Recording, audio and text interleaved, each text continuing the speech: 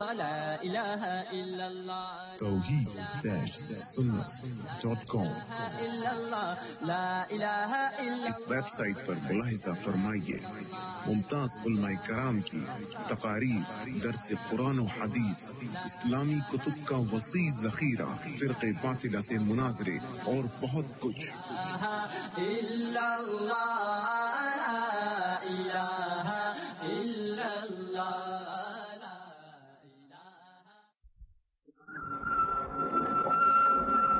ونعوذ بالله من شرور أنفسنا ومن سيئات أعمالنا من يهده الله فلا مضل له ومن يضلله فلا هادي له ونشهد أن لا إله إلا الله وحده لا شريك له ونشهد أن سيدنا وسندنا ونبينا وشفيعنا وهادينا ومرشدنا ومولانا محمدا عبده ورسوله أرسله بالحق بشيرا ونذيرا صلى الله تعالى عليه وعلى آله وأصحابه وأزواجه وذرياته وبارك وسلم تسليما كثيرا كثيرا أما بعد فأعوذ بالله السميع العليم من الشيطان الرجيم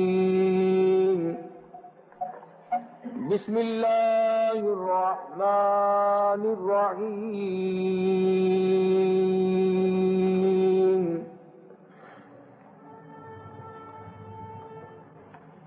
إن الذين آمنوا وعملوا الصالحات أولئك هم خير البرية جزاؤهم عند ربهم جنات عدن تجري من تحتها الأنهار خالدين فيها أبدا رضي الله عنهم ورضوا عنه ذلك لمن خشي ربه صدق الله مولانا العلي العظيم وبلغنا رسوله النبي الكريم ونحن على ذلك لمن الشاهدين والشاكرين والحمد لله رب العالمين اللهم صل على محمد وعلى آل محمد كما صليت على إبراهيم وعلى آل إبراهيم إنك حميد مجيد اللهم بارك على محمد وعلى آل محمد كما باركت على إبراهيم وعلى آل إبراهيم إنك حميد مجيد. ریکارڈنگ عبدالستار برائے GMC. گزشتہ جمعے میں امیر المومنین خلیفۃ المسلمین سیدنا عثمان غنی رضی اللہ تعالی عنہ کی شہادت کے سلسلے میں کچھ معلومات عرض کی تھی اور اس ضمن میں یہ بتلایا تھا کہ اللہ کے پاک پیغمبر کو سیدنا عثمان غنی ذو النورین رضی اللہ تعالی عنہ سے اس قدر پیار، شغف، محبت و شفقت تھی کہ سرکار دو عالم صلی اللہ تعالی علیہ وسلم یہاں تک ارشاد فرماتے ہیں کہ اگر میری 40 بیٹیاں ہوتی تو یکے بعد دیگرے میں عثمان کو ہی نکاح میں دیتا چلا جاتا۔ حضرت عثمان غنی مدینہ منورہ میں موجود تھے۔ حضور صلی اللہ علیہ وسلم کی جب پہلی دختر کا انتقال ہو گیا تو نہایت غمگین اور پریشان رہتے۔ اس کے بعد حضور صلی اللہ علیہ وسلم نے عثمان غنی کو بلا کر کے یوں نہیں فرمایا کہ میں نے اپنی دوسری دختر یا بیٹی کا نکاح تجھ سے کر دیا، بلکہ یوں فرمایا، ابن ماجہ میں حدیث ہے کہ اے عثمان، میری بیٹی کا نکاح اللہ نے تجھ سے کر دیا۔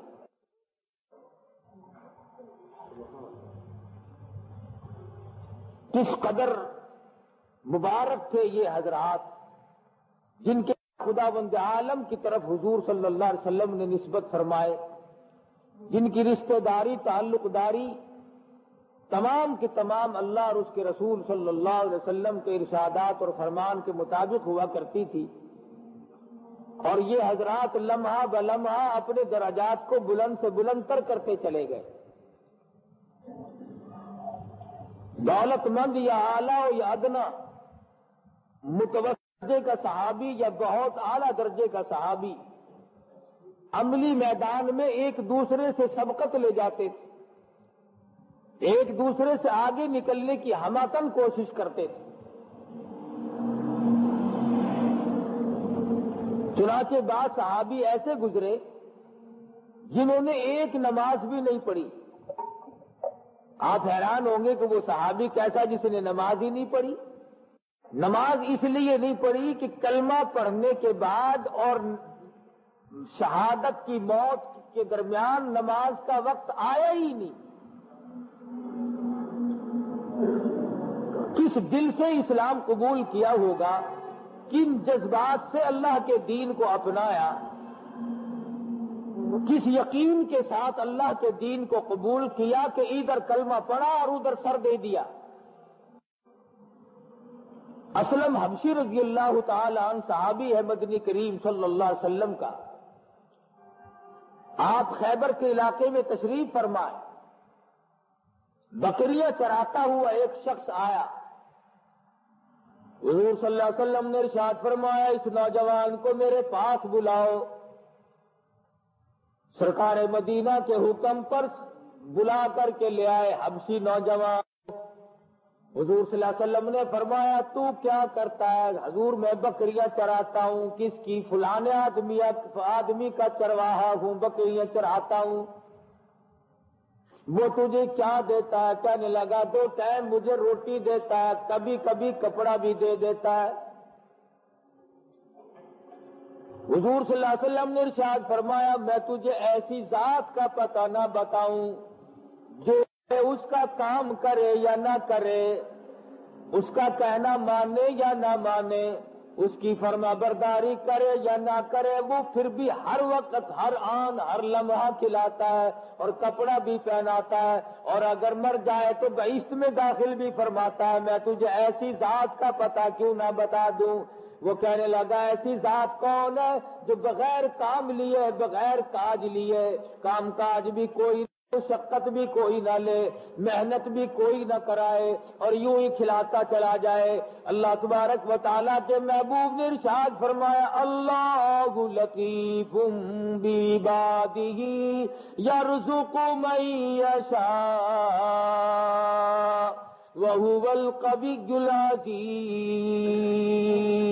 او چرواہے تجھے معلوم ہونا چاہیے حقیقت میں کھلانے پلانے پالنے والی ذات رب العالمین کی ہے۔ الحمدللہ رب العالمین، اس کے سوا کوئی نہیں پالتا۔ والذی ہوا یطعمنی ویسقین واذا مرضت فہو یشفین۔ وہی کھلاتا ہے، وہی پلاتا ہے، اور جب بیمار ہو جائے وہی تندرستی عطا کرتا ہے۔ تو وہ نوجوان لگا ایسی ذات کو میں ماننے کے لیے تیار ہوں جو مشقت بھی نہ لے، مزدوری بھی نہ کرائے، کام بھی نہ لے، یوں ہی کھلاتا پلاتا چلا جائے۔ سرکار مدینہ نے قرآن کریم مزید سنا دیا، ان اللہ هو الرزاق ذو القوة المتین، وہ اللہ پاک اپنی مہربانی سے کھلاتا ہے۔ سجدے کرو جب بھی کفر کرو جب بھی کھلائے گا، شرک کرتے چلے جاؤ جب بھی کھلائے گا، قرآن کریم کی حمایت کرو تب بھی کھلاتا ہے، قرآن مجید کی مخالفت کرو تب بھی کھلاتا ہے، دین احمد صلی اللہ علیہ وسلم کی اشاعت میں امداد کرو پھر بھی کھلاتا ہے، اور سرکار مدینہ کے لائے ہوئے دین کی مخالفت کرو پھر بھی کھلاتا ہے۔ اللہ پاک خود فرماتے ہیں، مجھے اپنی کبریائی کی قسم، میں نے کبھی کسی کو بھوکا نہیں سونے دیا۔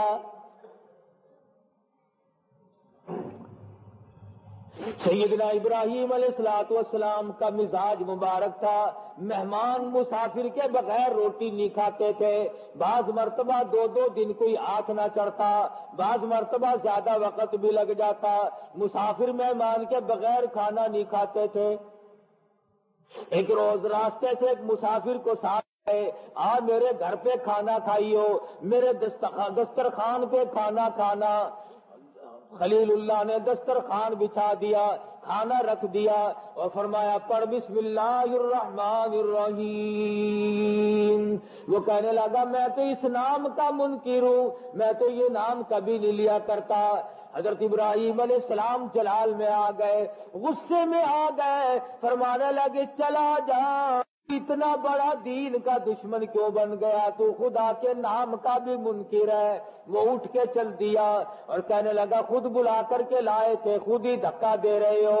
ادھر سے آواز آئی میرے خلیل، ہمیں معلوم ہے کہ یہ ہمارا نام نہیں لیتا، ہم اچھی طرح سے جانتے ہیں ہمارے نام کا بھی منکر ہے، ہمیں پتا ہے کہ یہ میرا نام سننا بھی نہیں چاہتا، پر اس کی 90 سال کی عمر گزر گئی، کہ اپنی کبریائی کی قسم اس سے دے کر کے پوچھ لو کہ ایک دن بھی اس کو کبھی بھوکا نہیں سلایا۔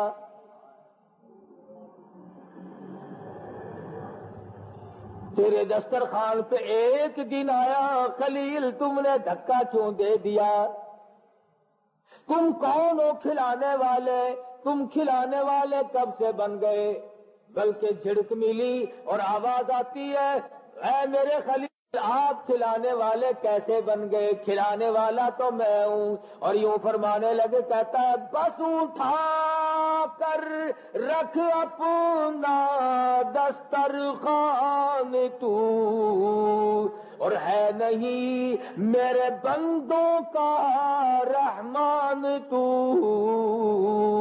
میرے بندوں کا تو رحمان نہیں ہے، رزاق نہیں ہے، میں کھلاؤں گا اپنے بندوں کو۔ ابراہیم علیہ السلام ڈر گئے، پیچھے پیچھے دوڑے دوڑے جاتے ہیں، اے بڑے میاں، اے بزرگوں بات تو سنو، ذرا ٹھہرو تو صحیح۔ وہ کہتا ہے تو عجیب آدمی ہے، بلا کے لے جاتا ہے پھر خود ہی دھکا دیتا ہے، اور پھر بلانے کے لیے آ گیا۔ ابراہیم علیہ السلام نے رو دیا، اے بڑے میاں میرا معاملہ میرے اپنے اختیار کا نہیں، میری ڈور باغی، میری زندگی کا ہر لمحہ کسی اور میں ہے، جس ذات کا تو انکار کرتا تھا مجھے غصہ اس لیے آ گیا، آج مجھے اسی نے جھڑکی دی ہے کہ تم کون ہو میرے بندوں کو کھلانے والے، ان کو میں کھلاتا ہوں، قسم دے کر پوچھ لو 90 سال کی عمر میں ایک دن بھی کبھی بھوکا نہیں رکھا، اس لیے میں تجھ سے معافی طلب کرنے آیا ہوں، آ میرے دسترخوان پہ آ جا۔ بڑا میاں لوٹ کر آ گیا اور کہنے لگا جب تیرا پروردگار اتنا اتنا کریم ہے، اتنا رحیم ہے کہ وہ مجھے جھڑکے بھی دینا گوارا نہیں کرتا، تو پہلے مجھے کلمہ پڑھا پھر روٹی کھلا۔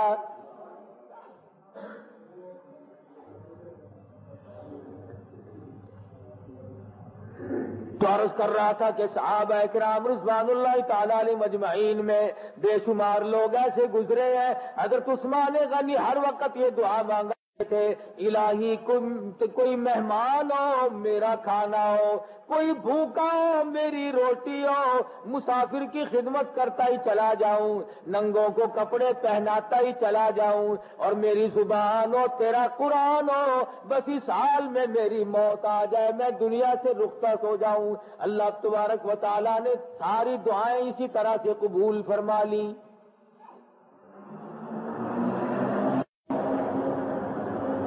اور ایک صحابی کی بات مخصوص نہیں، تمام تر صحابہ کرام اپنی زندگیاں اسی طریقے پہ گزارتے ہیں، اظہار و ہمدردی کی مثالیں نظیریں وہ قائم کر دی۔ آج دنیا میں ان کے مقابلے میں کوئی مثال پیش نہیں کی جا سکتی۔ دنیا میں کچھ قواعد، کچھ باتیں غیر مسلم آ رہے ہیں جنہیں ہم کافر کہتے ہیں، اور ہیں بھی وہ حقیقت میں خدا کے ذات کے منکر، شرک کرتے ہیں عیسائی لوگ یا دیگر قسم کے لوگ۔ انہوں نے اظہار و ہمدردی کے آج وہ ریکارڈ قائم کیے ہوئے ہیں کہ ہم مسلمان کہلاتے ہوئے ڈوب کے مر جائیں۔ امریکہ میں لاکھوں آدمیوں نے ایک دفتر میں یہ لکھ کے دیا ہوا ہے، امریکہ میں لاکھوں انسانوں نے یہ لکھ کر دیا ہوا ہے کہ جب ہمارا وقت قریب آ جائے، موت واقع ہونے کو ہو، ڈاکٹروں کو یقین ہو چلے کہ اب بچیں گے نہیں ایکسیڈنٹ کے ذریعے یا کسی اور بیماری کے ذریعے، تو ہماری آنکھیں اتار کر کسی اور معذور مجبور موت کو لگا دی جائے تاکہ میری آنکھ جو ہے وہ کسی اور کے کام آ سکے۔ لاکھوں نے اس طریقے سے لکھوایا، اور اگر کوئی ایکسیڈنٹ ہو جائے اور خون کی ضرورت پڑے تو قطار لگ جاتی ہے۔ اس قسم کے دفاتر وہاں پہ قائم ہے کہ اگر کسی کو خون کی ضرورت پڑے تو مجھے اس فون نمبر سے فوراً بلوا لو، میں مردوں کی جان بچانے کے لیے اپنا لہو دوں گا۔ ہزاروں لاکھوں انسانوں نے لکھوایا ہوا۔ یہ کافروں کا طرز زندگی ہے جو آج کل کافر ہے۔ وہ مرنے والوں کو بچانے کے لیے اپنا لہو دیتے ہیں، وہ مرے ہوئے کو بچانے کے لیے اپنی قوت اور جرأت صرف کرتے ہیں۔ وہ کہتے ہیں ہماری آنکھ بھی کسی کے کام آئے۔ یورپ کے تقریباً تمام ملکوں میں کپڑے، کوٹ، جرسیاں، طرح طرح کے گرم کپڑے کی انہوں نے گارنٹی بنائی ہوئی ہے، اور وہ غریب وطن اور مسکین لوگوں کے لیے اتنا دیتے ہیں کہ یہ غریب ملک رات دن اپنی جان کو لپیٹتے ہیں اور سردی سے بچتے ہیں اور حفاظت کرتے ہیں۔ آج تمہیں میں سے جس کپڑے کی سلائی کا 100 روپے لگتا ہے وہ تمہیں 5 روپے میں بازار سے دستیاب ہو جاتا ہے۔ یہ کیا چیز ہے؟ آسمان سے کوٹھوں کا می نہیں برسا، دریا میں تیرتی ہوئی جرسیاں نہیں آئی۔ یہ جنہیں ہم کافر کہتے ہیں ان کی ہمدردی کا نتیجہ ہے۔ کافر ہمدردی کرتا ہے، وہ آنکھ دینے کو تیار، وہ لہو دینے کو تیار، وہ کپڑے اتار کر دینے کو تیار، وہ دولت روپیہ پیسہ دینے کو تیار۔ اور ہماری کیفیت یہ ہے، اگر ہمارے قریب ایکسیڈنٹ ہو جائے تو ہم پہلے ان کی جیب ٹٹول لیں گے، پہلے ان کی گھڑیاں اتاریں گے اور بعد کو ان کے منہ میں پانی کا قطرہ ڈال لیں گے۔ کیوں؟ اس لیے ہم مسلمان ہیں، وہ کافر ہے، ہم نبی کے غلام ہیں۔ نعوذ باللہ، کیا نبی نے ہمیں یہی تعلیم دی ہے؟ ڈاکے مارنے کی تعلیم نعوذ باللہ استغفر اللہ نبی نے ہم کو سکھائی ہے۔ کسی کا چمڑا ادھیڑنے کی تعلیم نبی پاک صلی اللہ علیہ وسلم نے ہم کو دی ہے۔ دوسروں کے حق غصب کرنے کی تعلیم حضور صلی اللہ علیہ وسلم نے نعوذ باللہ ہم کو دی ہے۔ ارے نبی پاک صلی اللہ علیہ وسلم کی تعلیم یافتہ حضرات کا تو کردار اتنا اونچا ہے، ایک صحابی نے زمین بیچ دی، دوسرے صحابی نے زمین خرید لی۔ جس نے زمین خریدی ہے وہ مکان بنانے کے لیے نکالتا ہے، نیچے سے سونے کا بھرا ہوا مٹکا نکل آتا ہے، وہ فوراً سر پہ رکھ کر چل دیتا ہے زمین والے کے پاس ہی، اور جا کہتا ہے میں نے زمین کے پیسے دیے، سونے کی رقم ادا نہیں کی، یہ سونے کا بھرا ہوا مٹکا بڑا قیمتی ہے، یہ اپنی دولت سنبھال لے، یہ اپنا ترکہ سنبھال لے، میری فقط زمین ہے، میں ہی سونے کا مالک نہیں۔ اگلا کون سا پاکستانی تھا، وہ بھی تو نبی کا میں دیوانہ پروانہ، کہنے لگا مجھے میرے باپ والد نے نہیں بتایا، ابا نے نہیں بتایا، دادا نے نہیں بتایا، میں نے خود دفن نہیں کیا، لہذا جب مجھے میرے علم میں نہیں تو یہ سونا میرا نہیں تیرا ہے۔ لڑ رہے صحابہ اکرام آپس میں، وہ کہتا ہے پرایا مال کھانے کی مجھے عادت نہیں، میرے حلق سے کبھی اس قسم کا مال گزرا نہیں، مال جب سے میں نے کلمہ پڑھا میرے حلق سے کبھی حرام کا لقمہ کبھی نہیں گزرا۔ ہم جتنے زیادہ کلمے پڑھیں گے اتنے لقمے آسانی سے اترتے چلے جائیں گے۔ یہ ہمارا گلا اتنا کھلا ہے کہ اس میں کچھ نہیں اڑتا، اس میں مرے ہوا کا مال بھی صاف نکل جاتا ہے، اس میں عزیزوں رشتہ داروں کے حقوق بھی صاف گزر جاتے ہیں، اس میں عوام اور قوم کے حقوق بھی تمام کے تمام اس طرح سے گزر جاتے ہیں جیسے پل کے نیچے سے دریا کا پانی گزر جاتا ہے۔ کیوں؟ اس لیے کہ ہمیں آخرت کا احساس نہیں۔ اگر ہمیں یہ علم ہو جائے کہ آخرت میں کتنا بڑا مواخذہ ہوگا تو ہم اپنے جگر پھاڑ پھاڑ کر کے رو رو کر کے مر جائیں۔ اصل بات یہ کہ ہمیں یقین کامل نہیں، ان حضرات کا یقین کامل تھا۔ سیدنا فاروق اعظم رضی اللہ تعالیٰ عنہ نے ام المومنین اما عائشہ صدیقہ رضی اللہ تعالیٰ عنہ کے پاس سارے سال کا خرچہ یک مست بھیج دیا، لو میں فارغ ہو گیا۔ حضرت عائشہ صدیقہ کے پاس وہ پیسے کی گٹھڑی پہنچی، عصر ظہر کے درمیان خادمہ سے فرمانے لگی مدینے میں اعلان کر دے جسے پیسہ چاہیے، روپیہ چاہیے، غلہ چاہیے، کپڑا وہ عائشہ کے دروازے سے آ کر لے جائے۔ چنانچہ مدینے کے مساکین لوگ آنے شروع ہو گئے، خادمہ نے ساری دولت تقسیم کر دی۔ شام ہوئی، خادمہ کہنے لگی اے اماں عائشہ آج روزہ کس چیز سے افطار کرو گی؟ فرمانے لگی کوئی چھہارا کھجور ہو تو لا دے۔ کہنے لگی گھر میں ایک کھجور کا دانہ بھی نہیں۔ خادمہ کہنے لگی اس وقت یاد نہیں دلایا ورنہ ایک کھجور تو میں روزہ کے لیے رکھ لیتی۔ سارے سال کا خرچہ ہے، اور یہاں تک لکھا کہ عائشہ صدیقہ نے کہا کہ اس گٹھڑی کے اور میرے درمیان میں کپڑا لٹکا دے۔ سرکار مدینہ اسے دیکھ کر کبھی راضی نہیں ہوا کرتے۔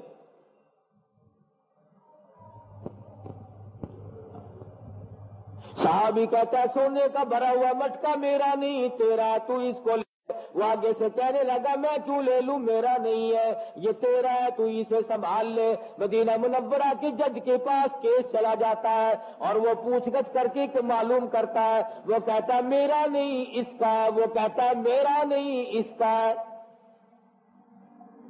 وہ مدینہ الرسول کا جج ہے، صحابی ہے، سرکار مدینہ صلی اللہ علیہ وسلم کی اس نے بار بار زیارت کی ہے۔ دیدار رسول سے جو مالا مال رہتے تھے انہیں کیا کمی، یہ لوگ دیوانگی میں اپنا وقت گزار گئے۔ ابو ہریرہ کہتے ہیں میری زندگی میں 3 دکھ مجھے پہنچے، میری زندگی میں 3 دکھ مجھے اٹھانے پڑے، 3 مصیبت مجھے اٹھانی پڑی۔ سب سے پہلا دکھ فرماتے ہیں سرکار دو عالم صلی اللہ علیہ وسلم کی وفات شریف میرے لیے تباہ کن ثابت ہوئی۔ اندازہ لاؤ جو ہر وقت حضور کا دیدار کرنے کا عادی بن چکا ہو اور اسے حضور نظر نہ آئے، اسے کتنا بڑا غم پہنچا ہوگا۔ ارے جس نے 5 دن کے فاقے کاٹ دیے، خود فرماتے ہیں میں ایک روز 3 دن کا بھوکا تھا، میں مدنی کریم صلی اللہ علیہ وسلم کی خدمت میں گرتا پڑتا بڑی مشکل سے پہنچا، نے دیکھا صحابہ صفا طالب علم دین سیکھنے والے حضور کے پاس بیٹھے ہیں اور سرید کھا رہے ہیں، گوشت میں چرے ہوئے ٹکڑے چور کر کوٹ کر کھا رہے ہیں۔ میں پیچھے بیٹھا ہوا اوپر سے گردن بار بار اٹھاتا تھا، حضور مجھے دیکھ لے تو مجھے بھی شامل فرما لے۔ ہمارا زمانہ تو تھا نہیں، دربار رسالت ہے، صحابہ ہے، ہمیں تو اگر تھوڑی سی ضرورت بھی پڑ جائے فوراً آ کر کہہ دیتے میاں کس چیز کو لگ رہے ہو، کیا کھا رہے ہو؟ لیکن ابو ہریرہ 3 دن کا بھوکا، 3 دن کا فاقہ ہے، جو گردن تو اٹھاتا ہے تو حضور مجھے دیکھ لے، بولتا نہیں۔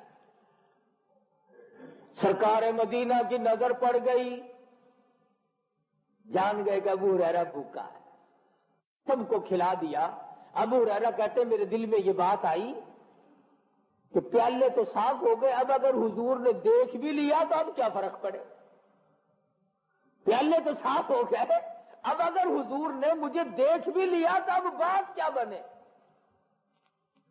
فرماتے ہیں کہ مجھے حضور صلی اللہ علیہ وسلم نے آگے بلایا۔ سبحان اللہ، کتنے خوش نصیب لوگ تھے جن کو حضور یہ فرماتے تھے ابو ہریرہ میرے قریب۔ ابو ہریرہ نزدیک ہو گئے، فرمایا اور قریب آ جا، اور نزدیک ہو گئے۔ فرماتے ہیں پیالے کے کنارے کو ذرا سا یوں بھورا لگا ہوا تھا روٹی کا، اس شوربے میں چور کے جو روٹی کھائی اس کا ذرا سا بھورا لگا ہوا تھا۔ حضور صلی اللہ علیہ وسلم نے اپنی انگلی مبارک پہ یوں ذرا سا وہ لگا کر فرمایا ابو ہریرہ جی حضور یہ لو کھاؤ۔ ابو ہریرہ کہتے میں نے اپنے دل میں سوچا کھاؤں یہ چکھوں، یہ تو چکھنے جوگا بھی نہیں، اتنا تھا تو بورا انگلی کو لگا ہوا ہے۔ فرمایا ابو ہریرہ کھاؤ۔ ابو ہریرہ فرماتے ہیں میں نے منہ کھول دیا، مدنی کریم صلی اللہ علیہ وسلم نے اپنی انگشت مبارک، اپنی انگلی مبارک میرے منہ میں ڈال دی اور فرمایا بسم اللہ الرحمن الرحیم۔ ابو ہریرہ کھاتا جا کھاتا جا۔ ابو ہریرہ کہتے ہیں میرا بالکل پیٹ بھر گیا پر انگلی سے وہ لقمہ ختم نہیں ہوا، شکم سیر ہو گیا، میں بالکل کھا پی کے پرباش۔ معجزات ہیں محمد عربی صلی اللہ علیہ وسلم کے۔ حضور بیمار ہیں، علی مرتضیٰ رضی اللہ تعالی عنہ نے سہارا دے کر کے بٹھایا ہوا ہے۔ ابو ہریرہ آ گئے، فرمایا میرے قریب آ جا، اور نزدیک آئے، فرمایا اور میرے قریب آ جا۔ ابو ہریرہ اور قریب ہو گئے، فرمایا اور میرے نزدیک ہو جا۔ ابو ہریرہ کہتے ہیں میں اتنا نزدیک ہوا کہ حضور صلی اللہ علیہ وسلم کی جان مبارک سے میری جان مل گئی۔ فرماتے ہیں میرا دامن پکڑ، میری چادر کا پلہ پکڑ کر فرمایا ابو ہریرہ تجھے کچھ کام کی بات نہ بتا دوں؟ عرض کیا ضرور فرمائیے۔ فرمایا جمعے کے دن غسل کیا کر اور جمعے کی نماز کے لیے سویرے آیا کر، جمعے کی نماز کے لیے سویرے آیا کر، اور مسجد میں بلا ضرورت دنیا کی کوئی بات نہ کیا کر، اور فجر کی سنتوں کا خیال کیا کر۔ ابو ہریرہ کہتے ہیں کہ میں نے عرض کیا یہ مخصوص میرے لیے ہے یا میں اوروں کو بھی بتلاؤں؟ فرمایا کل امت کے لیے ہے، جو اس پہ عمل کرے گا قیامت کے دن پل صراط سے اس طرح گزر جائے گا جیسے بجلی گزر جاتی۔ ہمارا مزاج یہ بنا ہوا ہے کہ ہم جمعے کے دن کم سے کم یہی سوچ کر کہ آج کے دن قیامت قائم ہوگی، ہر جمعہ آ کر کے کہتا ہے کہ آ گئی میں قیامت کی نشانی، جمعے کا دن ہوگا، اس لیے خوف کھانے کا دن ہے۔ صلاۃ التسبیح پڑھے، اللہ اللہ کرے، درود شریف کا ورد زیادہ سے زیادہ جمعے کے دن خاص طور سے کرے۔ جن حضرات نے حضور اکرم صلی اللہ علیہ وسلم کے ساتھ محبت کے ساتھ درود شریف پڑھا کمال پا گئے وہ لوگ، درجات پا گئے وہ لوگ، جنہوں نے سرکار مدینہ صلی اللہ علیہ وسلم کی ذات اقدس پہ بار بار ہزاروں لاکھوں مرتبہ محبت میں آ کر درود شریف پڑھا. علماء کرام نے یہاں تک لکھا ہے کہ محبت کرنے والے لوگ جو ہیں وہ کچھ اس انداز کے ہو جاتے ہیں. شہر بلخ میں ایک تاجر ہے، اس کے 2 بیٹے، اور وہ نہایت ہی خوش نصیب تھا.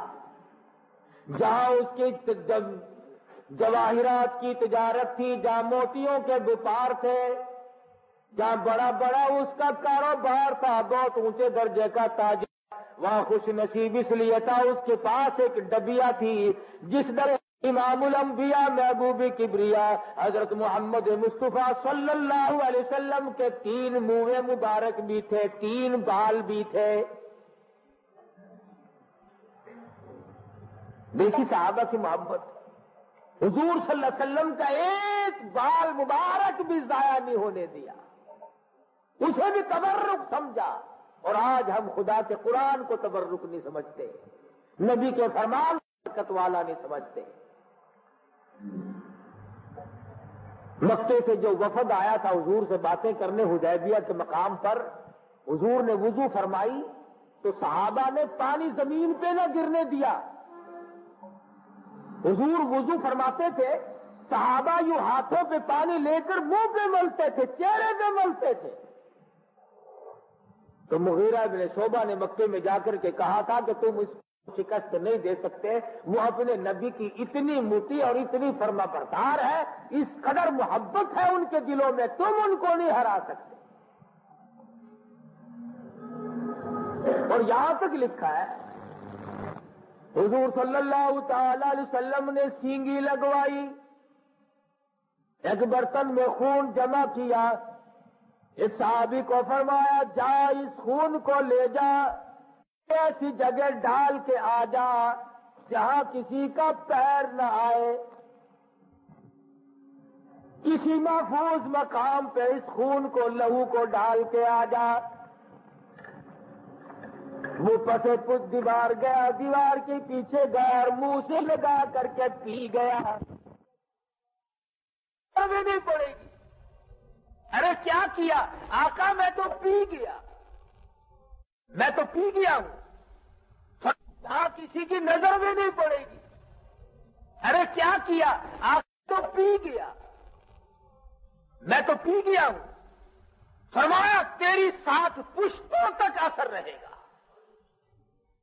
7 پشتوں تک نسل تک اثر چلا جائے گا. صحابہ کرام کمال درجے کے عاشق تھے، کسی وجہ سے بھی یہ حضرات ادھر ادھر نہیں ہوتے تھے، چاہے انہیں تکلیف اٹھانی پڑی، چاہے انہیں پریشان ہونا پڑا، اور معمولی پڑی نہیں، سر کٹا دیے، گردنیں قلم کرا دی. بات کر رہا تھا حبشی نوجوان کی، سرکار مدینہ صلی اللہ علیہ وسلم نے فرمایا اللہ پاک تجھے کھلائے گا پلائے گا. حبشی نوجوان کلمہ پڑھ کر مسلمان بن گیا. مسلمان بنتے ہی کہنے لگا کہ کس قدر خیال آیا، یا رسول اللہ یہ جو بکریاں ہیں یہ پرایا مال ہے، میں اب اسے پہنچانے جاؤں، میں اب اس کا کیا کروں، اسے پہنچا کے آؤں؟ حضور نے فرمایا نہیں نہیں، ان بکریوں کے پاس کھڑا ہو کر یہ آواز دے دے کہ تم سب کی سب جاؤ اپنے مالک کے یہاں پہنچ جاؤ. خبردار اگر ایک بچہ بھی ادھر ادھر ہوا تو ایسا نہ ہو کہ امانت میں خیانت ہو جائے. اس چرواہے نے آواز دی کلمہ پڑھنے کے بعد. چرواہے کی آواز سن کر کے ریوڑ چل پڑا، تمام کا تمام ریوڑ اس یہودی کے پاس پہنچ گیا جس کا یہ حبشی نوجوان غلام تھا. جب اس نے معلوم کیا تو پتہ چلا وہ مسلمان ہو گیا. اس کے بعد وہ مسلمان بننے کے بعد وہ بیٹھ نہیں گیا، اور اس نے یہ کہا کہ مجھے تسبیحات بتاؤ، اس نے یہ نہیں کہا کہ مجھے کوئی ورد اور وظیفہ بتلاؤ، اس نے یہ نہیں کہا کہ مجھے آپ کوئی ایسی چیز بتاؤ جو میں بیٹھا بیٹھا پڑھتا رہوں میرے درجے بلند ہوتے رہے. اسی وقت کہنے لگا یا رسول اللہ، دین میں اسلام میں سب سے اعلیٰ چیز جو ہو، سب سے اونچی درجہ پانے والی چیز جو ہو، مجھے وہ تلقین کرو، مجھے وہ سکھاؤ، مجھے بتاؤ جس میں میں انتہا کامیاب ہو جاؤں۔ نبی پاک صلی اللہ علیہ وسلم نے ارشاد فرمایا جاہدوا فی سبیل اللہ، اللہ کی راہ میں جہاد کرنا بہت بڑی دولت ہے۔ چنانچہ اسلم حبشی فوراً اسی وقت جنگ میں شامل ہو گیا، اور ایک نماز کا وقت بھی نہیں آنے پایا تھا کہ پہلے شہید ہو گیا۔ ایک نماز بھی نہ پڑھی، ادھر کلمہ پڑھا، ادھر سیدھا بہشت میں داخل ہو گیا۔ خداوند ذوالجلال نے جن کو نوازا ہے۔ تو حدود النار کا مشہور واقعہ مولانا جلال الدین رومی رحمت اللہ علیہ نے اپنی مثنوی میں نقل فرمایا۔ پہلے انبیاء کے وقت میں بادشاہ وقت ہے، وقت کے پیغمبر نے لوگوں کو توحید کی تعلیم دی، شرک سے بیزاری اور فرمایا کہ خدا کے سوا کوئی کسی کا کچھ بگاڑ نہیں سکتا، خدا کے سوا کوئی کسی کی بنی ہوئی کو بگاڑ نہیں سکتا، اور بگڑی ہوئی کو درست نہیں کر سکتا۔ اللہ کے قبضے قدرت میں ہے یہ سارا نظام، اور مالک جو وہ ہوا، اور کوئی کیا کر سکتا ہے۔ چنانچہ بادشاہ وقت نے دربار لگایا ہوا ہے، لوگ بادشاہ کو سجدہ کرتے جاتے ہیں، گزرتے جاتے ہیں، بادشاہ اپنے ہاتھ کو سجدے کرا رہا ہے۔ سرکار مدینہ صلی اللہ علیہ وسلم کی تعلیم یہ ہے کہ رب العالمین کے سوا یہ تیرا سر، یہ تیری پیشانی اتنی قیمتی ہے، اس کی قیمت سیدنا حسین سے پوچھو، اس کی قیمت عبداللہ بیر شہید سے پوچھو، اس کی قیمت شہید ابن مسیب سے پوچھو، اس کی قیمت اور شہید ہونے والے صحابہ کرام سے پوچھو کہ انہوں نے یہ سر کٹا تو دیا پر غیر کے سامنے جھکایا نہیں۔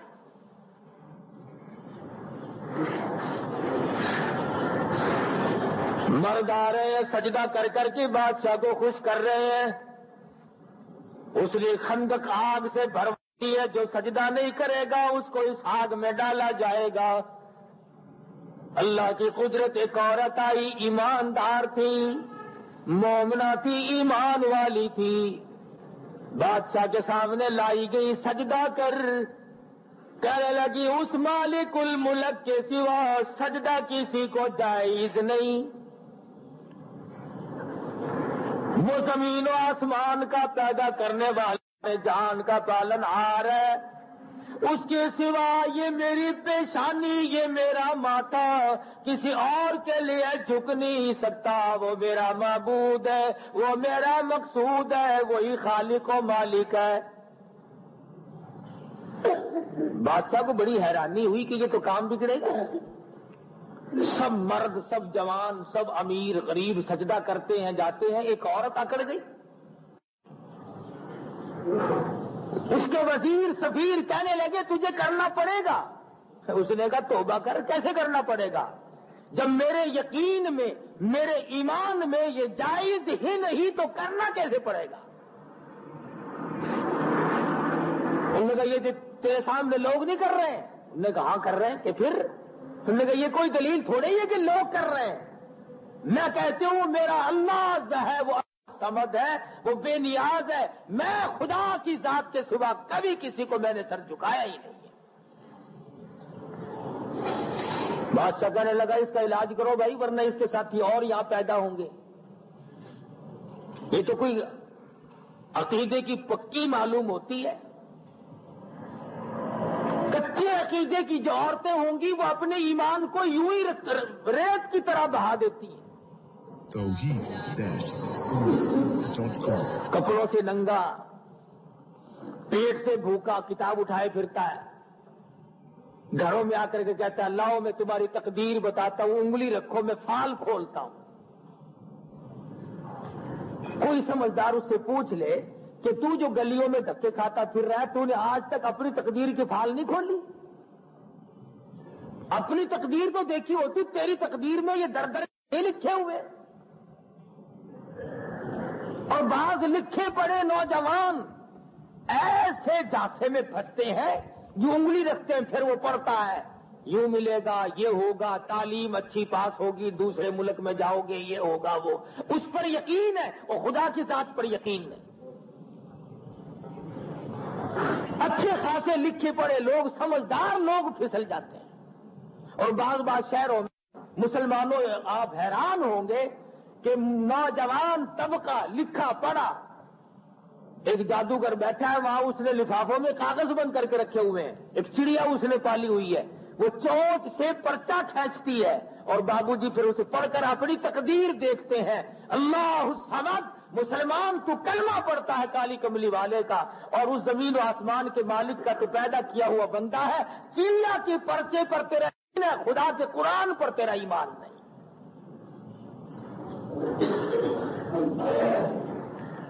عورت کو مجبور کیا گیا، تجھے سجدہ کرنا پڑے گا، کہنے لگی ہرگز ہرگز نہیں، ابھی تجھے سزا دی جائے گی، تجھے پتہ چل جائے گا۔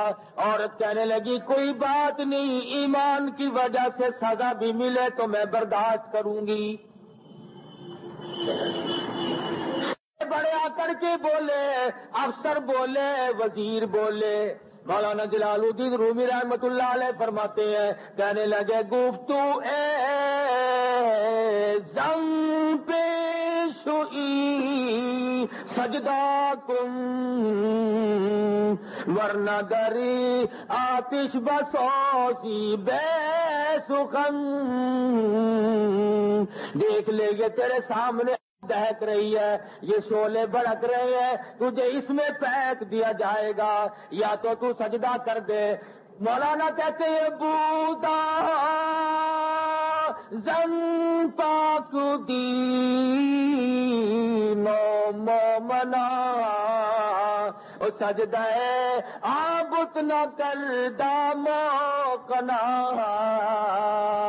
اس نے صفا انکار کر دیا۔ میرا سر اتار سکتے ہو، میری چمڑی ادھیڑ سکتے ہو، میری جان کا قیمہ بنا سکتے ہو، پر اللہ کے سوا میں کسی کو سجدہ کرنے کے قابل کبھی سمجھتی ہی نہیں۔ ظالموں نے سب سے پہلے امتحان لینے کے لیے عورت کا بچہ چھینا اور دیکھتی ہوئی آگ میں پھینک دیا، گولوں میں پھینک دیا، شولوں میں پھینک دیا۔ عورت ذات ہے، اپنے بچے سے بڑا پیار ہوتا ہے، ساری ساری رات کھڑی رہتی ہے، آپ گلے میں سوتی ہے، اسے سوکھے میں سلاتی ہے، رات دن دوا دارو کے لیے دوڑی دوڑی پھرتی ہے، ہر ممکن طریقے سے آرام پہنچاتی ہے۔ اولاد جو ہوئی تو ماں کی ممتا نے انگڑائی لی، اللہ تبارک و تعالیٰ نے ماں کے دل میں محبت رکھی اولاد کی، اگر یہ نہ ہوتا تو پلنا بڑا مشکل ہو جاتا۔ ماں کے دل میں آنے لگی الہی، میری آنکھوں کے سامنے میرا بچہ جل رہا ہے، ان ظالموں نے چھین کر آگ میں پھینک دیا، یہ کنارے کھڑی ہو کر کے تماشا دیکھ رہی ہے۔ وہ معصوم بچہ جو ابھی بولنا بھی نہیں جانتا تھا، جو ابھی بولنے تک کی نوبت کے لیے بھی نہیں آیا تھا، اللہ تعالیٰ نے فرمایا او میرے بندے، او میری ایک نیک مائی کے بچے، تو بولنا تو نہیں جانتا، پر میں خدا تجھے اگر بلوانا چاہوں تو بول کیوں نہیں سکتا؟ جلدی بول کے اپنی ماں کی تسلی کر دے، اپنی ماں کے ایمان کو مضبوط کر دے۔ اندر آگ میں لیٹا لیٹا کہتا اندرا مادر کے من ایجا خوشم، گرچہ دری صورت میں یعنی آتشم، او میری اماں گھبرانا نہیں، پریشان نہ ہونا، مضطرب نہیں ہونا، ذرا دیکھنے میں آگ معلوم ہوتی ہے، او میری اماں چھلانگ لگا کے تو دیکھ لے، ایمان والوں کو یہ آگ کچھ نہیں کہتی، یہ تو ایسا معلوم ہوتا ہے جیسے اور چنبیلی کے پھول بچھے ہوئے ہوں۔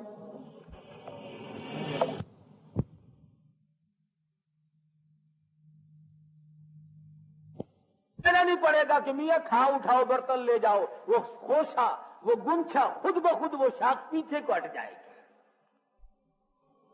فرما خداوند عالم فرماتے جب مجھے راضی کرو گے تو بہشت ہے میرے پاس. میں کر رہا تھا کہ ہم لوگوں کی محبت کا کوئی معیار تو ہونا چاہیے. یہ شکل ہماری نہیں بتاتی کہ ہمارے دلوں میں حضور کی محبت ہے. یہ لباس ہمارا نہیں بتاتا کہ ہم حضور کے امتی ہیں اور حضور کے عاشق ہیں. رشتے ناطے کرنا وہ ہمارا نہیں بتلا رہا کہ ہم حضور کے امتی ہیں. مرنا جینا وہ ہمارا نہیں بتلا رہا کہ ہم حضور کے امتی ہیں. تماشا دیکھ، ہر رگ ہم نے الگ بنا لی، ایک ایک چیز کو الگ الگ بنایا ہوا ہے.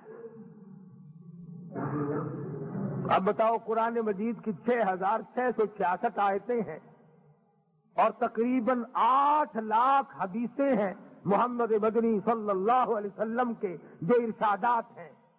ان میں یہ کہا لکھا ہوا ہے کہ جب کوئی مر جائے پھر 40ویں دن ملا آ کے روح کو نکالے گا اور روحوں میں روح کو ملائے گا. اچھا، روح آج نکلے گی. اور اسرائیل اس دن کیا لے گیا تھا؟ اسرائیل اس دن کیا بقرعید کی قربانی کا گوشت کھانے آیا تھا؟ اگر اسرائیل روح لے گیا تو یہ آج کیا ہو رہا ہے؟ اور اگر آج روح نکل رہی ہے تو اسرائیل کیا لے کے گیا؟ اور پھر ڈھنگ دیکھو، عورتیں بچوں کو دروازے پہ نہیں کھڑا ہونے دیتی. کیا لگ ہٹے، آج روح نکلے گی، کبھی روح کا پیر پھسل کر تمہاری ٹکر نہ لگ جائے. ہندوستان کی بات ہے، یہاں تو لوگ بڑے سمجھدار لکھے پڑے ہیں. جمعرات کو عموماً میاں جی کی دعوت ہوا کرتی تھی. وہ ایسے کوئی ایک گھر تھا بڑا کنجوسوں کا، انہوں نے کبھی دعوت نہیں کی اور برابر والوں نے دعوت کی. اور کھانا اس زمانے میں کھیر ہوا کرتا تھا، دودھ بکا نہیں کرتا تھا. آج تو الحمدللہ لسی بھی نصیب نہیں ہے.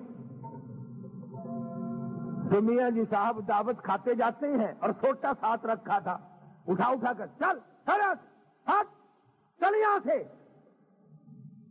پھر کھانے لگ جاؤ، پھر چلو. ایک عورت کہنے لگی میاں جی صاحب کیا بات ہے، کوئی کتا بلی تو دکھائی نہیں، کس کو دمکا رہے ہو؟ کیونکہ دوسرے گھر کے مردے کھیر مانگن آوا ہے. اس دوسرے گھر کے مردے کھیر مانگ رہے ہیں، نہیں دوں گا میں، دوسرے گھر کا حق میں کیسے دے دوں؟ وہ عورت غریب سن رہی تھی. اس نے اپنے خامن سے کہا کہ ڈوب کے مرنے کا کام ہو گیا. اس نے کہا کیوں؟ کہ ہمارے تو مردے بھی جھڑکے کھاتے پھر ہیں، ہمارے تو مردوں کو بھی دھکے مل رہے ہیں. اگلی جمعرات کو دعوت کا انتظام کرو. نہ نہیں تھا کہ چلو میاں جی صاحب آپ کی دعوت ہے، جا کے بیٹھ گیا. کھاتا جاوید نے کہا آؤ آج کھاؤ، دیکھو آج تمہارا حق ہے، آؤ جیسے کبوتروں کو بلاتے ہیں نا، آؤ. جب قوم قرآن کی نہیں مانتی، جب قوم نبی کا فرمان نہیں ماننا کرتی، پھر قوم کبوتر طرح سے بہکانی پڑتی ہے. فرمایا اے میرے محبوب، تو رات دن روتا ہے، امت کرتا ہے، امتی رات دن تیری زبان پہ ہے. جا میرے محبوب، میرا تجھ سے وعدہ، تیرا مجھ سے وعدہ، وما آتاکم الرسول فخذوہ، جو تیرا دیا ہوا لے لے گا اور تیرا منع کیا ہوا ہٹ جائے گا. میں تجھ سے وعدہ کرتا ہوں اور میرے محبوب، مجھے تیری کالی کملی کی قسم، تیرا ہے وہ میرا ہے، جو تیرا نہیں وہ میرا نہیں.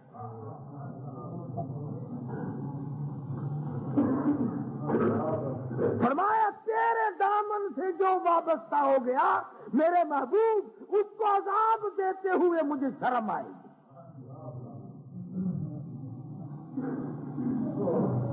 کسی کا تو بن، کسی ولی کا بن، کسی نبی کا بن، کسی خدا کا بن، قرآن کا، کسی کا بھی نہیں بنتا. ہیرا پھیری میں ساری زندگی کاٹ دی.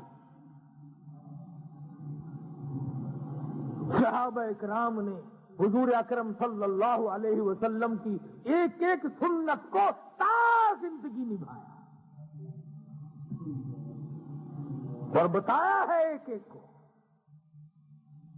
آنکھیں کتنی قیمتی شے ہے، 1 منٹ بھی اس کے بغیر آدمی دیوار کی دیوار ہے. حضرت عبداللہ بن عباس رضی اللہ تعالیٰ عنہ کی آنکھوں میں پانی اتر آیا، بالکل محتاج ہو گئے، معذور بن گئے۔ حکیم آئے، ڈاکٹر آئے، انہوں نے کہا جی آنکھیں تو ہم بنا دیتے ہیں مگر 3 دن تک آپ کو سجدہ کرنے کی اجازت نہیں۔ مسئلے کی بات اور ہے، میں تجھے بتاؤں غلامی کس سے، یوں ہی نام رکھنے سے بات نہیں بنتا۔ یہ انجمن غلامان مصطفیٰ، چل نام رکھ لیا، کاغذ چھاپ لے، کام بن گیا۔ انجمن غلامان رسول، میں یہ نہیں کہتا کہ انجمن ان ناموں سے نہ بناؤ، مگر کر کے تو دکھاؤ۔ انجمن غلامان مصطفیٰ کا سیکٹری لگا، یہ نوجوان ہمارا سیکٹری ہے، خدا کی قسم سیکٹری کی شکل دیکھو پتہ ہی نہیں چلتا یہ مسلمان ہے، یہ اندرا کا بھتیجا ہے، پتہ ہی نہیں چلتا۔ خبر کون ہے تمہارا کہ یہ ہے، وہ بھی ایسا معلوم دے جیسے شاستری کا لونڈا ہو۔ اب بتائیے کیسے کام چلے گا؟ اس کا نام غلامی ہے؟ تیری ہر ادا سے ظاہر ہونا چاہیے کہ تو کس کا غلام،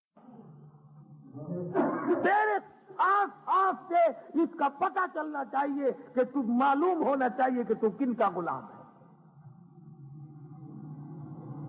پیر مہر علی شاہ صاحب گودڑا شریف والے سب کہہ دو رحمت اللہ علیہ۔ ہاں تم کہتے ہو نا پیروں کو نہیں مانتے، پیروں کو مانتے ہیں ہم، سارے پیروں کو مانتے ہیں، صرف ڈاکوؤں کو نہیں مانتے۔ پیر مہر صاحب گودڑا شریف والے سب کہہ دو رحمت اللہ علیہ۔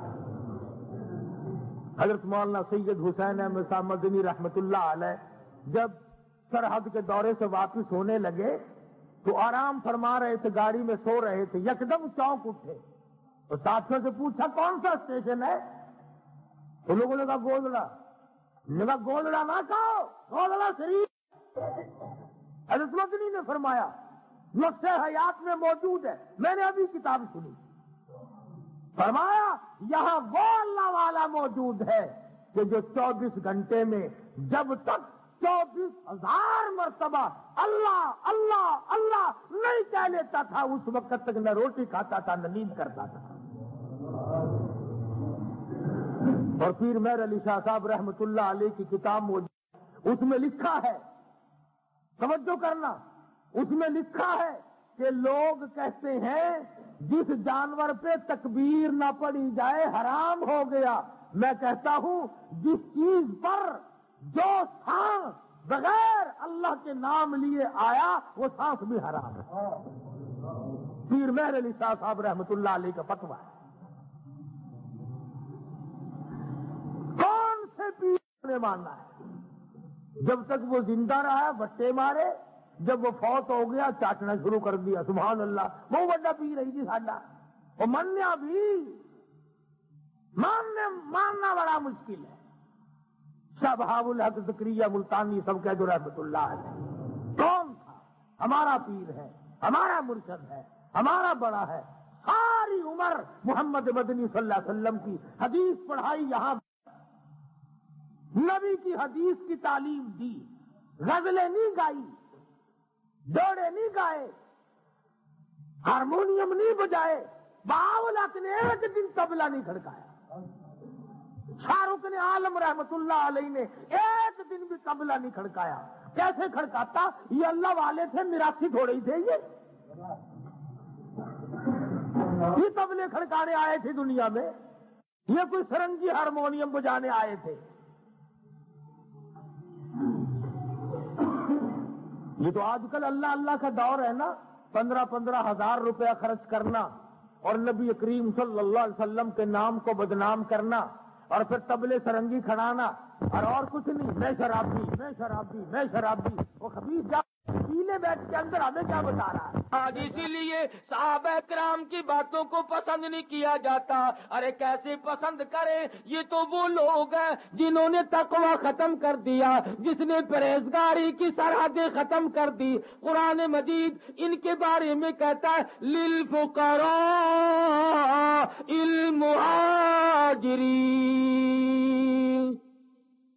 اللہ الذین اخرجوا من دیارہم،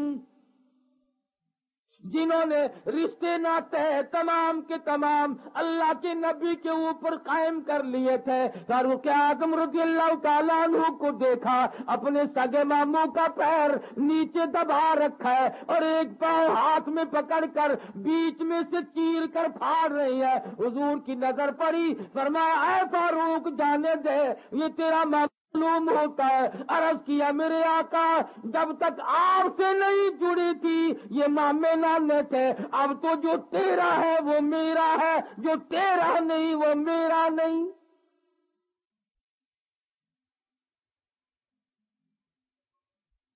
ابو عبیدہ بن جرہ رضی اللہ تعالیٰ عنہ مسلمان ہو گئے، ان کے والد جرہ مسلمان نہیں بنے، جنگ بدر آ گیا، جرہ میدان میں نکل کر مسلمانوں کو للکارا، آؤ میرے مقابلے کے لیے۔ ابو عبیدہ تلوار لے کر باپ کے مقابلے میں آ گئے۔ فرمایا دین ہے پہلے، ایمان پہلے ہے، مذہب پہلے ہے، نبی اور رسول کی ذات اللہ کی ذات پہلے ہے، یہ رشتے ناتے بعد کی بات ہے۔ ابو عبیدہ نے تلوار کا وار کر دیا باپ کے سر پہ۔ دنیا حیران تھی کہ ایسے دیوانے، ایسے پروانے، ایسے جنون والے لوگ کہاں سے آئے کہ نہ باپ بھائی کا لحاظ ہے، نہ باپ بیٹے کا لحاظ ہے۔ جرہ نے للکارا، اور بھی تو آ سکتے تھے، دوسرے لوگ میدان میں آ جاتے، مگر ابو عبیدہ نے مقابلہ کیا آ کر۔ صدیق اکبر سب قید رضی اللہ تعالی عنہ اور ان کے بیٹے میں کھانا کھاتے ہوئے گفتگو، بیٹا کہنے لگا آپ میری تلوار کے نیچے آ گئے تھے، میں اس وقت تک مسلمان نہیں بنا تھا، میں نے باپ سمجھ کے چھوڑ دیا۔ صدیق نے روٹی چھوڑ دی اور کھڑے ہو گئے، فرمایا خدا کی قسم اگر تو میری تلوار کے نیچے آ جاتا میں تیرے ٹکڑے کر دیتا، اس لیے کہ تو میرے نبی کا دشمن تھا۔ ان کی یاری بھی، ان کی رشتہ داری بھی تمام کے تمام محمد مصطفیٰ صلی اللہ علیہ وسلم کے دامن سے وابستہ تھی۔ آج ہم رشتہ داریوں کے لیے بڑے بڑے لوگ تلاش کرتے پھرتے ہیں، کئیوں کو تلاش کرتے کرتے ساری عمر گزر جاتی ہے، انشاءاللہ ملتے ہی نہیں۔ اور کہاں تک ملیں گے اور کس کس کو ملیں گے؟ سادگی کو بالکل چھوڑ دیا، امام الانبیاء کی سنت کی پرواہ نہیں، سرکار دو جہاں وسلم کے طریقے کار کی پرواہ نہیں، حضور کے فرمان کی پرواہ نہیں، دولت کے پجاری، پیسہ بناؤ، دولت بناؤ، جائز ناجائز طریقے سے جیسے بھی بنتا ہو بناؤ، صحیح، حرام سے ملے حلال سے ملے، مل جائے بس ایک مرتبہ، پھر کیا کہنا۔ ایماندار کے ایماندار بنے ہوئے لوگ کتنے گناہ کر لیں، کتنے جرم کر لیں، کتنے ہی عیب کرتے رہیں، دوسرے کا عیب نظر آتا ہے، اپنے اوپر ہم نے کبھی نظر ڈال کے دیکھا ہی نہیں کہ میرا کیا حال ہے۔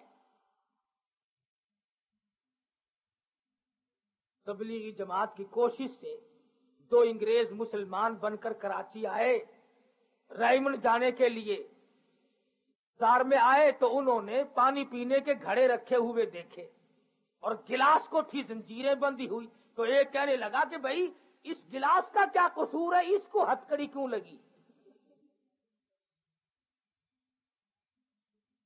ہمارے ملک میں ہوتا ہے نا، بعض لوگ ہوتے ہیں حاتم تائی کی قبر پہ لات مارنے والے، پانی کے گھڑے رکھ دیتے ہیں۔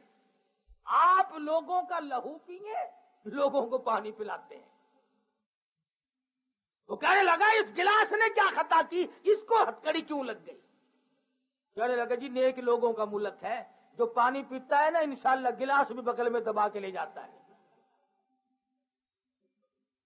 ان میں سے ایک تو وہیں سے واپس ہو گیا کہ جو ملک، جو قوم پانی پینے کا گلاس نہیں چھوڑتی وہ میرا ایمان بھی نہیں چھوڑیں گے۔ ایک تو وہیں سے واپس ہو گیا۔ لاہور میں 150 روپے کا جوتا خریدا، نمازی تھا بیچارہ، مسجد میں جا کے آگے رکھ کے نماز پڑھنے لگ گیا، کنکھی آنکھ سے جوتا بھی دیکھ رہا تھا۔ آپ کو 10-5 کا تو نہیں آتا، جوتا چور جو تھا اس کی بھی نظر تھی کہ یہ دیکھ رہا ہے، تبلیغی بن گیا، لوگ نماز بھی پڑھتے ہیں جوتا بھی دیکھتے ہیں، اس غریب نے ذرا نیچی گئی وہ جوتا اٹھا کے غائب ہو گیا۔ آپ پکے مسلمان ہیں، ہمارا کون مقابلہ کرے گا بادشاہ؟ ہر طرف ہمارا یہی حال ہے، مارکیٹ میں چلے جاؤ وہاں تماشا، بازار میں چلے جاؤ وہاں تماشا۔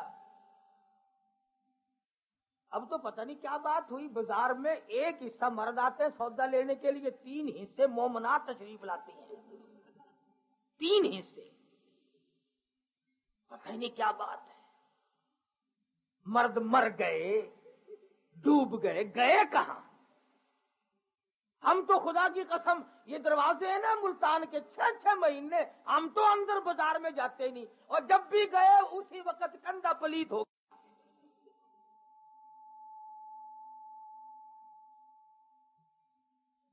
کمال ہے، کھلا بندوں یوں پھرنا۔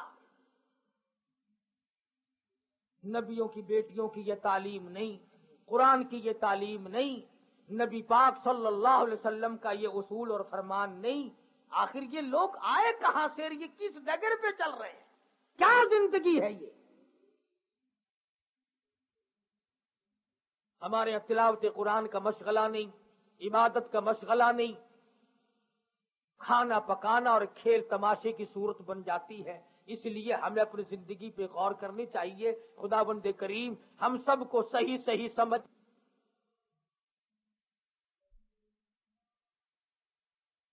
فَبِأَيِّ آلَاءِ رَبِّكُمَا تُكَذِّبَانِ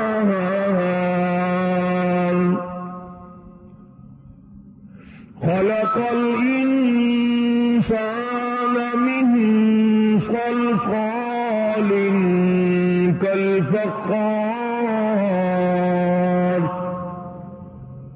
وَخَلَقَ الْجَانَّ مِنْ مَارِجٍ مِّن نَارٍ فَبِأَيِّ آلَاءِ رَبِّكُمَا تُكَذِّبَانِ رَبُّ الْمَشْرِقَيْنِ وَرَبُّ الْمَغْرِبَيْنِ فَبِأَيِّ آلَاءِ رَبِّكُمَا تُكَذِّبَانِ